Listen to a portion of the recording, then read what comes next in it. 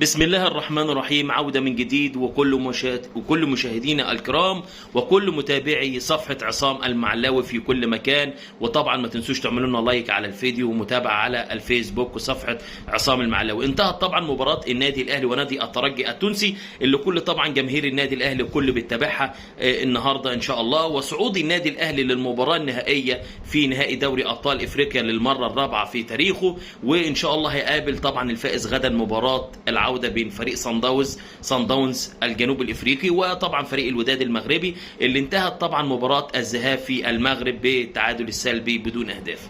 خلينا نتكلم على مباراة الاهلي وكل اللي يخص من مباراة النادي الاهلي. النادي الاهلي النهارده فاز بهدف مقابل لا شيء على استاد القاهرة، وطبعا كان فاز على استاد رادس بثلاث اهداف مقابل لا شيء. في استاد رادس اللي احرز الثلاث اهداف كان احرز بيرسي تاو هدفين، والهدف الثالث كان للاعب محمود عبد المنعم كهرباء. النهارده مباراه النادي الاهلي بيلعب المباراه النهارده بدون توتر. النادي الاهلي عنده ثبات في المباراه، عنده هدوء في اللقاء النهارده، واستطاع ان هو يفوز بهدف مقابل لا شيء عن طريق نجم الفريق طبعا اللاعب المتالق دائما في صفوف النادي الاهلي، واحد من الاعمده الاساسيه في صفوف النادي الاهلي، وهو اللاعب حسين الشحات اللي احرز هدف جميل جدا جدا النهارده بتمريره سحريه من بيرسي تاو الى حسين الشحات في ظل خروج المبكر لحارس مرمى فريق الترجي. استطاع ان حسين الشحات يلعبها في الزاويه الشمال لحارس المرمى عشان تنتهي اللقاء بفوز النادي الاهلي بهدف مقابل لا شيء، ويصعد طبعا النادي الاهلي للمره الرابعه في تاريخه الى نهائي دوري ابطال افريقيا. تعال نتكلم شويه النهارده على في بسرعه كده على مباراه النادي الاهلي.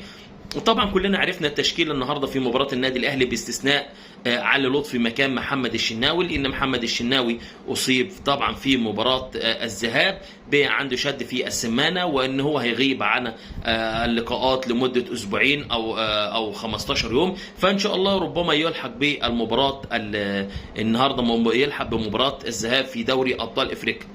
طبعا كان بيلعب في خط الدفاع ياسر ابراهيم، محمد عبد المنعم في الشمال، علي معلول في اليمين، محمد هاني، ثلاثه في وسط الملعب حمدي فتحي، اليو دانج، مروان عطيه، قدام منهم على اليمين بيرسي تاو، وعلى الشمال حسين الشحات، وفي الهجوم طبعا اللاعب محمود عبد المنعم كهرباء. طبعا النادي الاهلي النهارده بيلعب المباراه بدون ضغوطات. النادي الاهلي النهارده فايز في مباراه الذهاب بثلاث اهداف مقابل لا شيء، فسهل على نفسه المهمه تماما النهارده، ولعب المباراه بدون التحامات للعيبه النادي الاهلي، وهو اللي كل اللي عايزه ان هو يخرج من المباراه بدون اصابات، بدون اي لعيب عنده انذار. النهارده استطاع اثنين لعيبه من النادي الاهلي ياخدوا انذارات، واحد زي مروان عطيه واللاعب علي معلول، فان شاء الله انذارات مش هتاثر على الاثنين لعيبه في مباراه النادي الاهلي في ذهاب نهائي دوري ابطال افريقيا. طبعا عندنا مباراه غدا بين فريق صن داونز وفريق الوداد المغربي في الدور قبل النهائي في مباراه العوده في جنوب افريقيا، وكانت المباراه في الذهاب في المغرب انتهت بالتعادل السلبي بدون اهداف.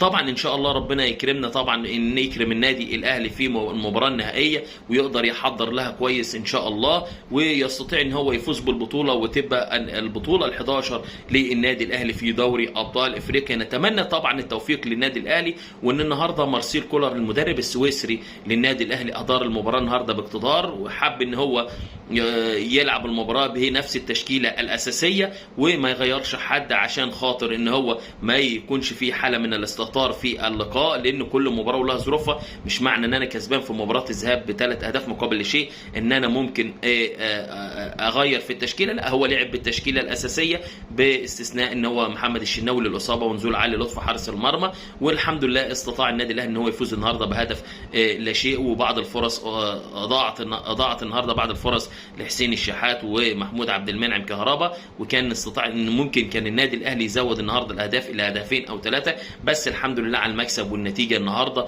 وان شاء الله ان النادي الاهلي ان شاء الله يكون محضر كويس للمباراه النهائيه في ظل المباراه النهائي ان شاء الله هيكون النهائي ان شاء الله هيكون في شهر 6 ان شاء الله، هيكون 4/6 ان شاء الله. فنتمنى ان شاء الله النادي الاهلي يكون محضر ويلعب مباراته في الدوري الممتاز، غالبا 4 مباريات او 3 مباريات، والنادي الاهلي يحضر بشكل كويس للمباراه النهائيه. ونتمنى تحقيق البطوله ال11 للنادي الاهلي والفوز للنادي الاهلي النهارده.